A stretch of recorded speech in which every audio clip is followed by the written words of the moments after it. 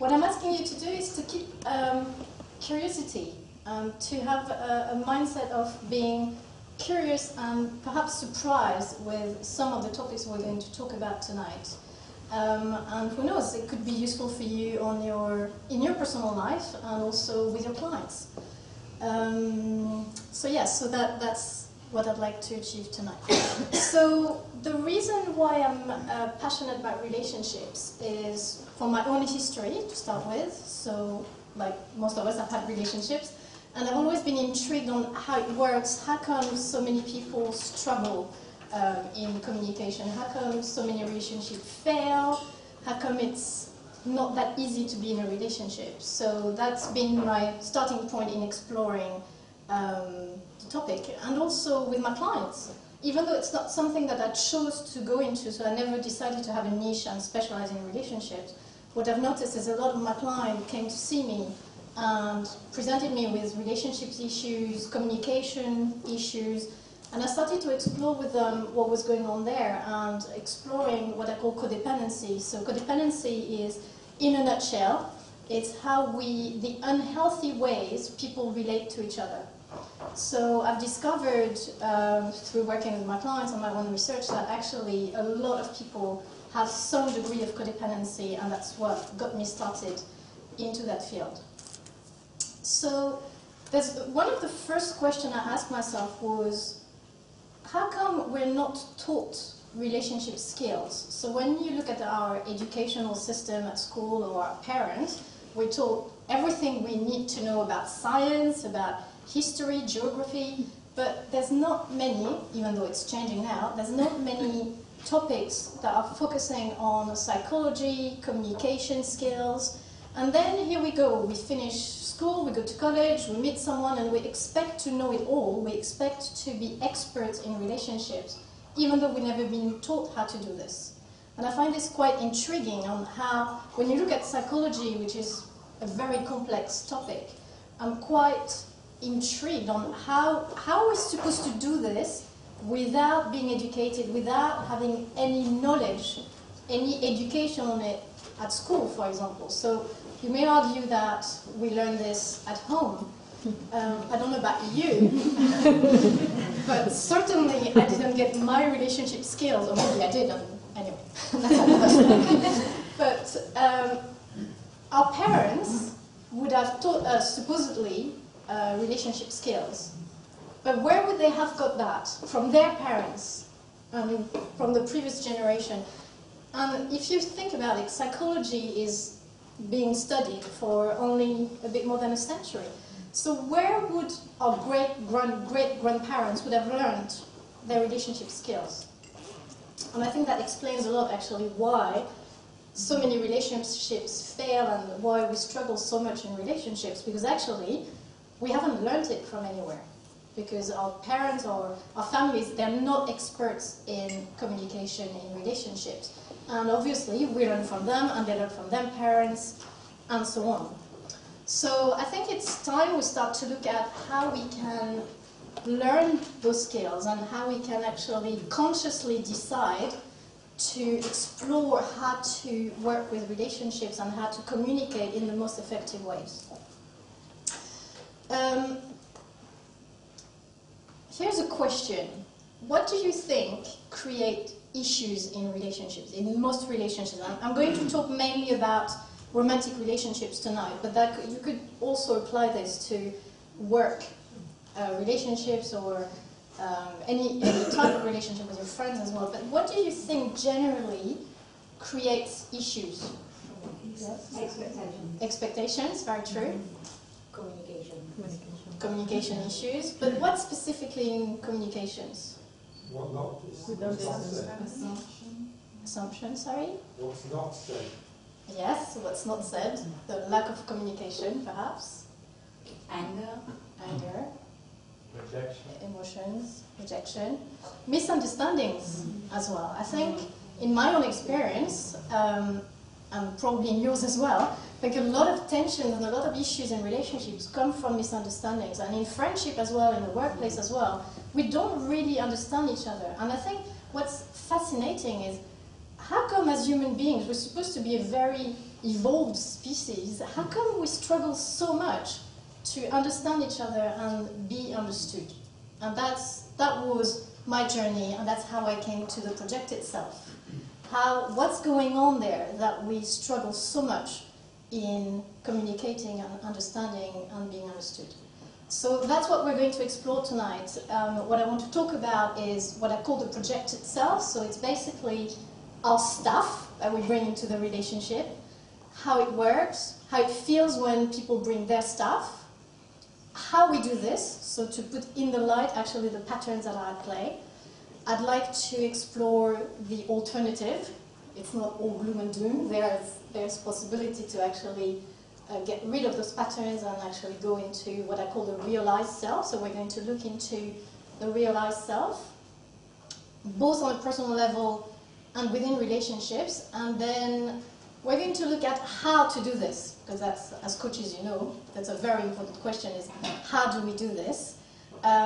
Unfortunately, I only have an hour and a half to cover all this, so I'm going to just begin to talk to you about some of the tools that can help you or your clients to move from projective self to realized self. However, if you're interested more about knowing about those tools or knowing more about the patterns, the hidden patterns at play in relationships, codependency, I'm running a workshop on all this in February, and towards the end we'll tell you how you can sign up for this. So, having said all this, what's your understanding of projected self? So when I talk about this obscure term, projected self, what do you understand? What do you think I'm talking about?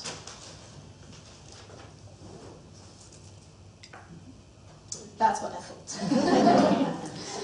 So, the starting point is, there's something in psychology called projective hypothesis, which in NLP we call filtering. And it's basically the ability as human beings that we have to put a meaning in an ambiguous situation. So when we experience an ambiguous situation, what we tend to do is we tend to give it a meaning. That's a projection. That's a filter. Now, what's this projection? What's the projection? Where's the projection coming from? What determines the meaning we put onto situations? What do you think? Our experience. Our experience, absolutely. Lovely choir over there. What else? Our values. Our values, absolutely. Culture. Expectations. The expectations, again. Is it also like the parts of ourselves that we kind of disown and that we can't be with? What do you mean by that? So you might be might feel quite angry, but not quite be connected with that anger. Okay. And so you sort of project that out, and so your meaning becomes about anger in that situation. Yeah, absolutely. So that what's in the unconscious mind that we're not necessarily aware of, that we're projecting. So all this, absolutely true. Our beliefs, our experience, our values, everything that makes us who we are. And we bring that with us into the world, into our communication with others. And that's what I call the projected self. It's all our stuff we bring, based on our experience mainly, and our values, our beliefs, that we bring into our communication with people. That's what I call the projected self. Does that make sense? Yeah? So it's important that we understand what I mean by that for the rest of the talk. So there are two situations where we tend to project ourselves.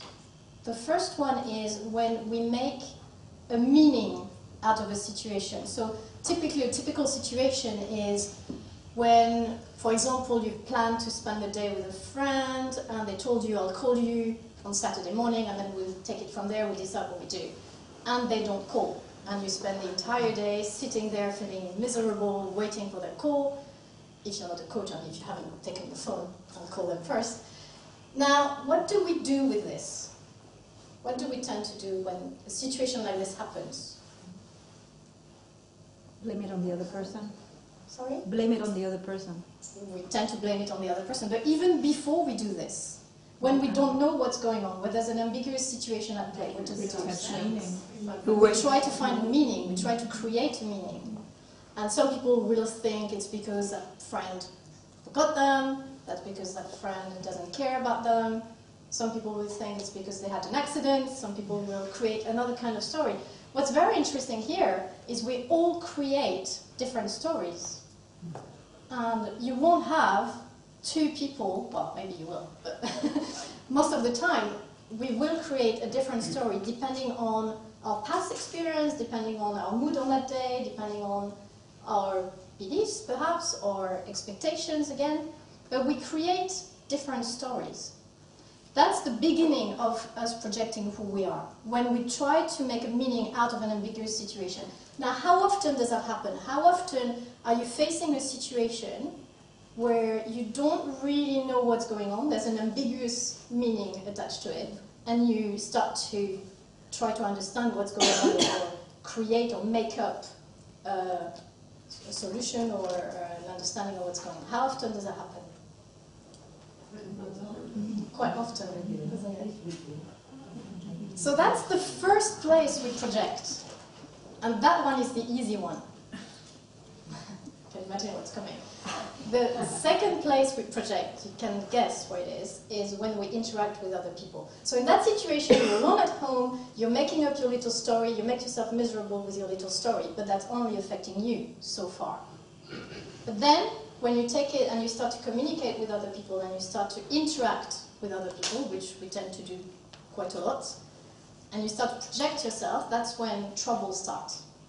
So just imagine a typical situation, another one, where, for example, the wife comes home in the evening and she's agreed with her partner that he was going to cook dinner at night because she had a long day and she's tired. She arrives home and dinner is not ready. What tends to happen in the situation? Exactly. So she starts, typically, she starts to react, not necessarily in a nice way, so generally it goes a little bit downhill, and then what happens, she starts to create what we call in NLP complex equivalent.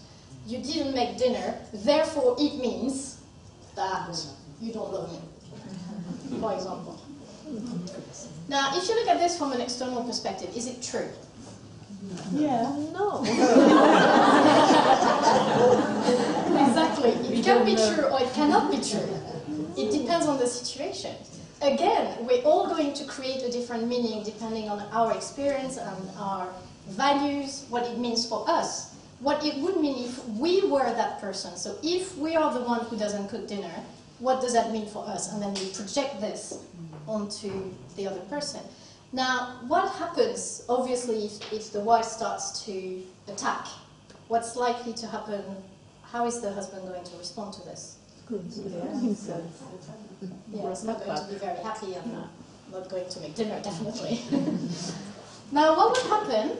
So the wife has created her own little story that the reason why dinner is not ready is because he doesn't love her. What happens if, as a reaction, the husband creates his own story on the wife's reaction? So for example, she starts to nag him. What happens if the husband starts to make his own interpretation of the wife's reaction? So if he goes, she's saying that because she's trying to emotionally blackmail me. Cool. Exactly. What happens if the husband does that? Just amplifies and then blows out of proportion. Exactly. It goes out of proportions. Absolutely. And then what happens in the relationship? Yeah, there's an issue. How often do those kind of situations happen? How often have you experienced this? Or do you know people, let's pretend you haven't experienced this if you're How often have you met people or heard people or seen clients who experience this kind of situations? Yeah. So I think that's where I come from. I see that in my practice all the time. And my question is, what can we do to change this? And I'm sure for those of you who are coaches, I'm sure you've seen that as well. And I think it's time we start to look at what happens, the structure underneath that. What are the patterns at play? What's the structure, and what can we do to change all this? So that's what I want to look at tonight. So let's look at how we project ourselves. So what do we do when we project? The first thing is what I call our buttons. So a lot of the time, when we're upset, we're actually not upset because of the situation. Most of the time, sometimes we are, but most of the time, we're actually upset because of something else that's running in the background. Most of our issues, whether it's our fears, our insecurities, our pain, actually comes from our childhood. I'm sure you've heard about this. It's typical traditional psychology is everything comes from the childhood. Well, it's kind of true. A lot of issues we have actually come from our childhood. And what happens is when we don't have a perfect childhood, which not many people do, we carry those wounds, we carry those unresolved issues with us into our present lives, especially in relationships. Why in relationships? Because when you're in a meaningful relationship, when you're very close to people, whether it's a partner or friends, what's actually happening is you get emotionally disclosed. So you become vulnerable because people start to see the real you. Now, not a lot of people feel very comfortable with being seen, the real them. A lot of people prefer to hide. But when you're in a meaningful relationship, whatever relationship that is, the real you starts to come out. And that brings fears, insecurities, that brings a lot of issues from the past that haven't been resolved. Now, I know it sounds a little bit negative, but that's also the place where you can experience a very deep emotional connection with someone. But the reality is, what comes with the connection, or before that deep, meaningful connection, is actually all your stuff that you've put on the side for many years, that you've maybe avoided looking at, or you didn't know was there, starts to come up. And there's a theory in psychology that says that basically all our unresolved issues from our past with our parents, we carry them with us, and we try to look for people unconsciously. We don't do this consciously, of course. Well, some people do, but most of the time it's unconscious. We try to look for people that remind us of those parental figures from our past that we have issues with, that we haven't resolved, in an attempt to resolve those issues. So what it means is, for example, if you have issues with your mom from your childhood that you've never resolved, the theory says that you will spend your life looking for people that remind you of your mom at the unconscious level, so then you can start resolving those issues. So that's one theory. That would explain why we keep repeating patterns. Have you noticed how we tend to always look for the same type of people, whether it's partners or people at work or friends? We tend to attract a similar pattern in personalities. Have you noticed this? Or is it just me? Have you noticed this? Yes. That's one theory. I prefer to look at it from the perspective of the limbic brain. So the limbic brain is the part of our brain that processes emotions. So again, when you look at your childhood and unresolved stuff, it will leave some scars in your memory, some emotional scars.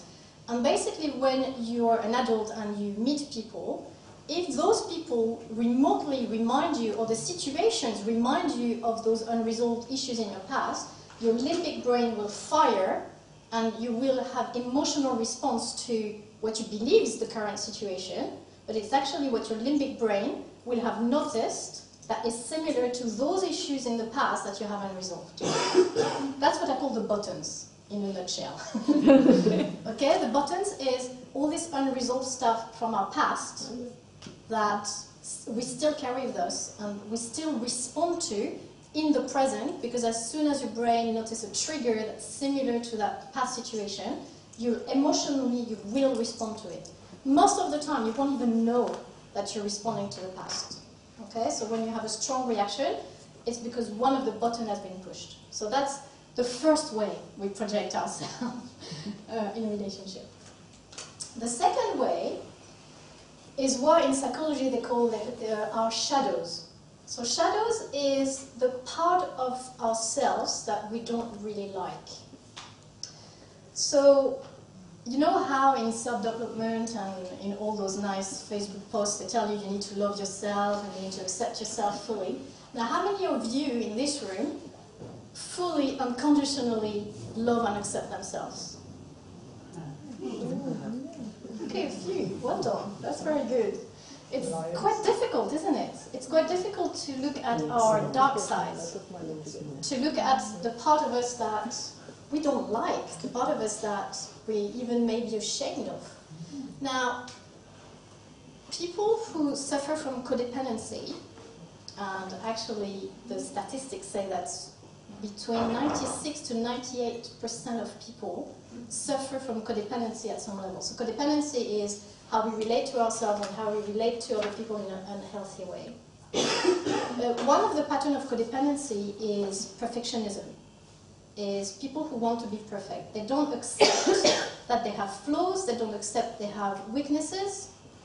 Now what happens to those people who reject part of themselves? They can't face their flaws, they can't face those dark sides. What happens to them when they meet someone who has that specific quality or that specific characteristic? Yes, they reject. Because it's a mirror. They see in that person a mirror of that characteristic, that trait that they hate about themselves. So how do they respond to that person? Most of the time they reject that person, they criticize that person. It's not about the person, it's about their own stuff. It's about their inner projection. It's about going, they show me what I really don't like about myself.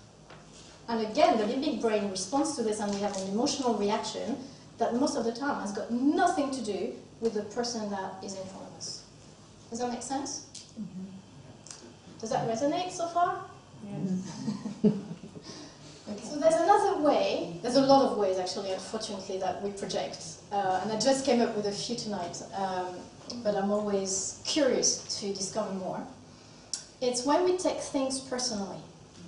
So, how many of you, I can see some nodding and some smiling already, how many of you experience this regularly, that a situation happens and you believe it's your fault? So, typical example is you're walking in the street, you see a friend, you wave at them saying hello and they look at you blankly. They might wave, they might not. They definitely don't look friendly and they don't look happy to see you. How many of you, experiencing a situation like this, will start to ask yourself, what did I do wrong? Yeah? Sounds familiar? Now this is taking things personally, because what could be happening in that situation? They could be upset for the business. The friend can be upset. What else can see you? Sorry? They didn't see you. Absolutely. Their dog died a minute ago. Specifically. They can be upset because their dog died, or a cat, or someone else. They could not have seen you. But what happens if you start to interpret their reaction and take it personally? How is that going to affect your relationship with that friend the next time you see them? Not very. You'd be insecure. Sorry? You'd be insecure next time you meet that. You could be insecure, or how else could you respond? Change how you behave. Yeah, in a lot of different ways. You can be angry, you can be upset, confrontational. Now I've got a funny story to tell you on this one. One of my friends, she's got a twin. Of course, they both live in the same city. And she told me one day that one of her best friends came up to her, yelling at her, going like, "What's wrong with you? I saw you in the street the other day. I was being nice, I was being friendly, and you literally told me to F off. What's wrong with you?" It was a twin that was fed up to be mistaken for my friend. We all create stories. We all make up some explanation to a situation that a lot of the time don't have anything to do with that. Now, when we take things personally, that's another way we project.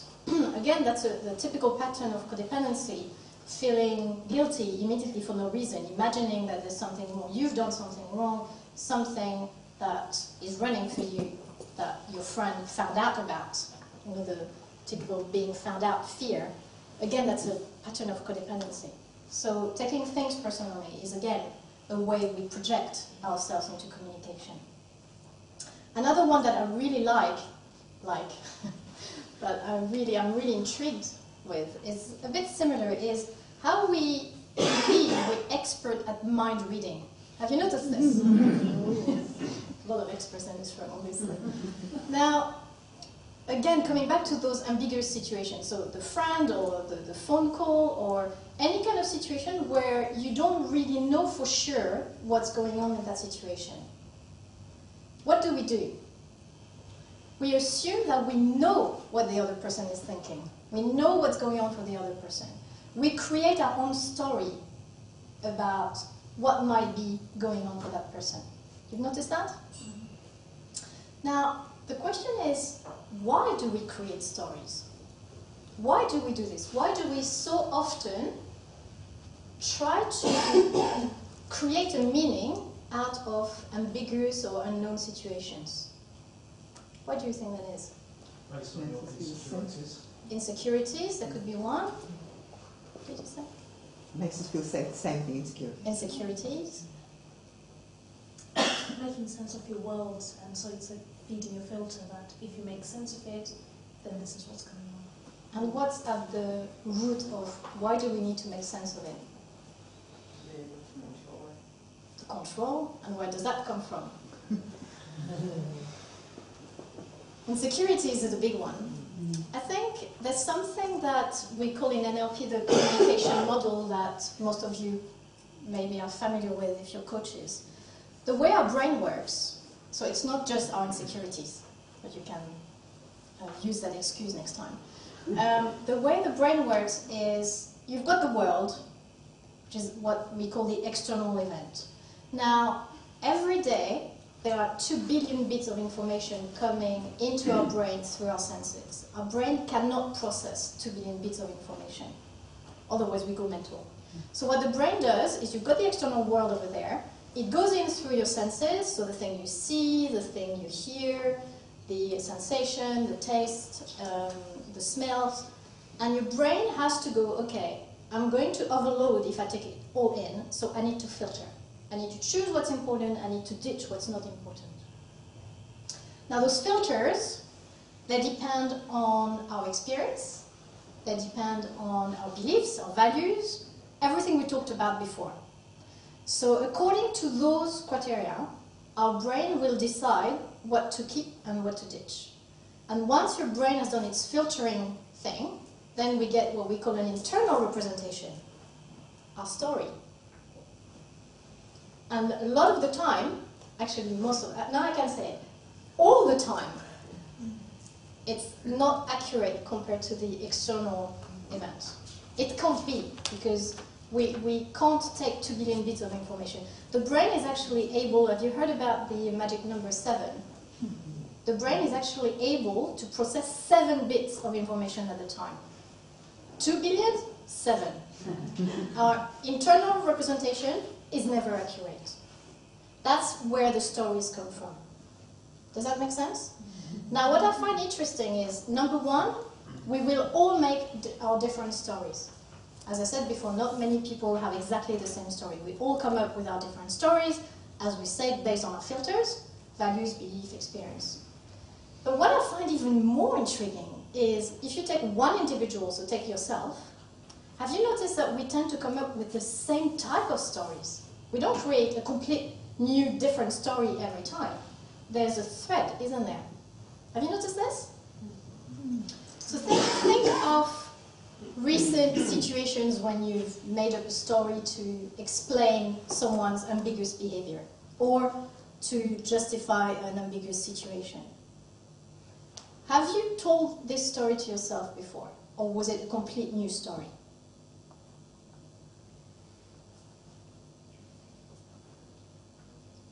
Well, I'm going to give you the answer.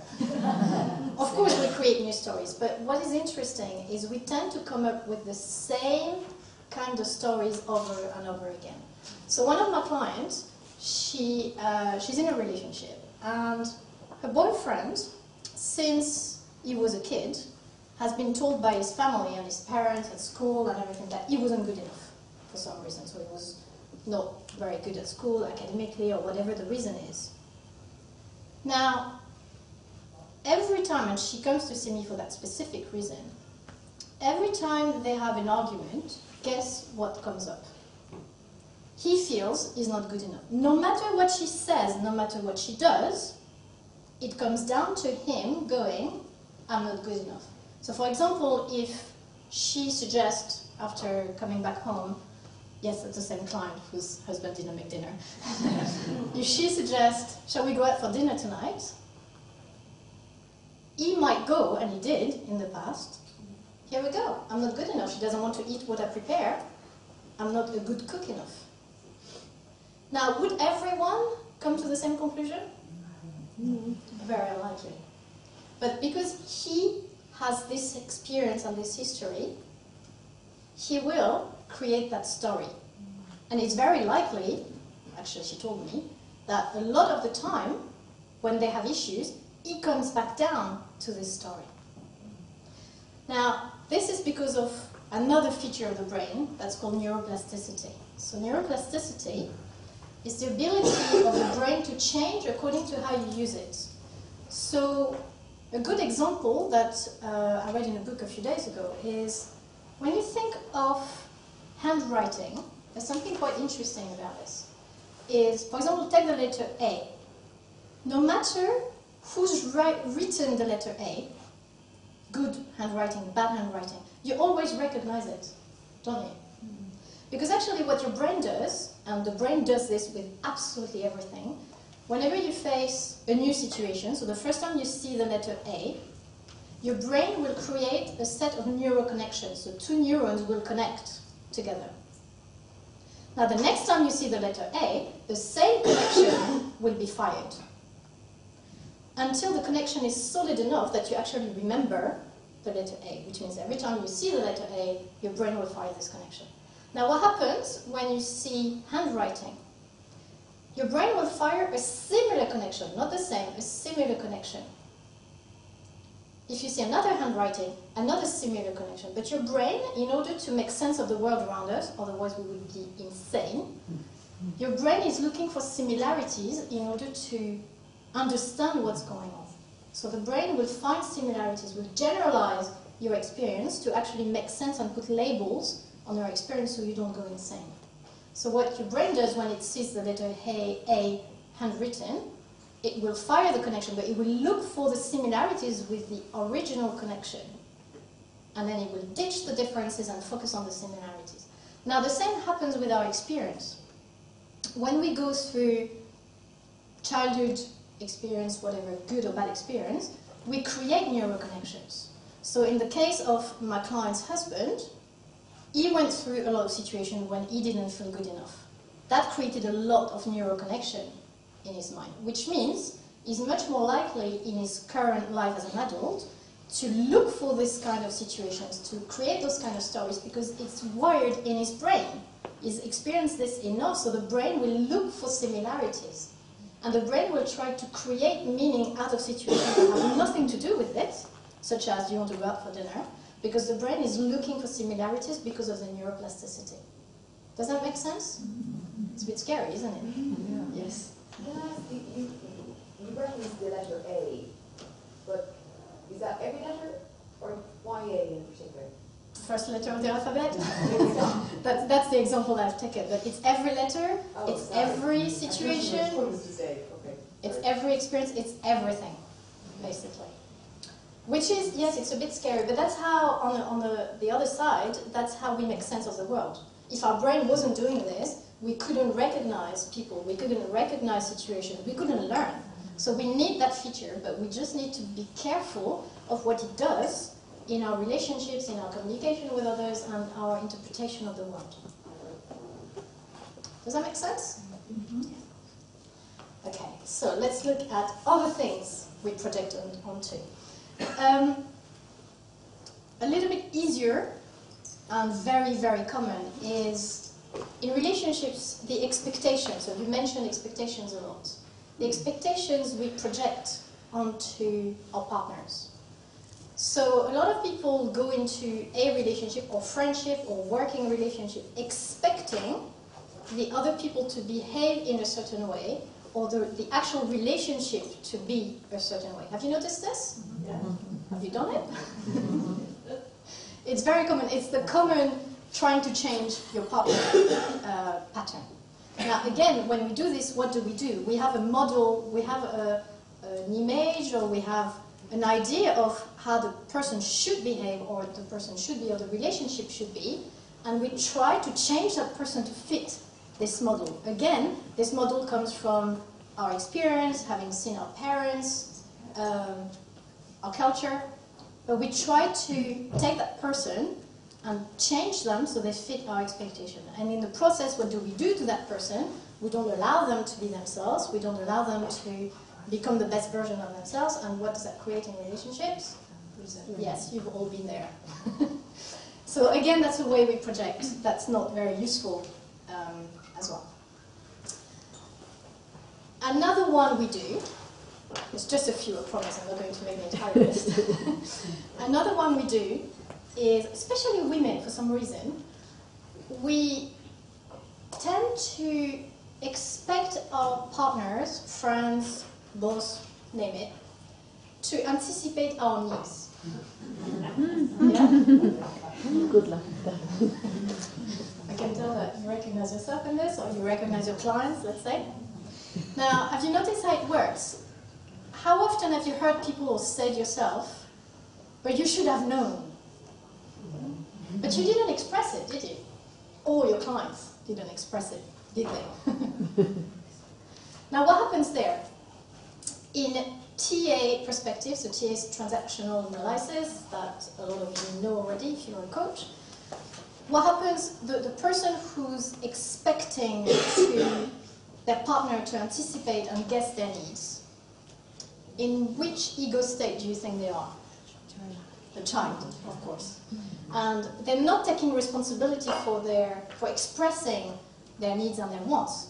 They actually behave like a child, their inner child, in broader term in psychology. They expect the other person to read their needs and fulfill them.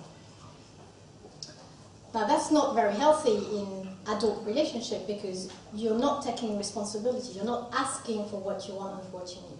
And a lot of the time, coming back to TA, that the person who's in that state is also in the victim role because they're actually not stepping up as an adult and they're not expecting, they're not taking responsibility, for their wants and their needs. So they put themselves in the victim, opening the door for the rescuer or the persecutor. So again, that's a projection, and that comes from our unmet needs as children, which we all have, but it's also recognizing that this kind of patterns will create an issue in the relationship. Because a lot of the time, well, who had a successful outcome from this? Yeah, most of the time, it doesn't go down very well, does it? Because if your need is not met, and you're in the child, then you're going to respond with frustration, anger, and again, your partner is going to go, what did I do? Okay, so that's another way we project in our relationships.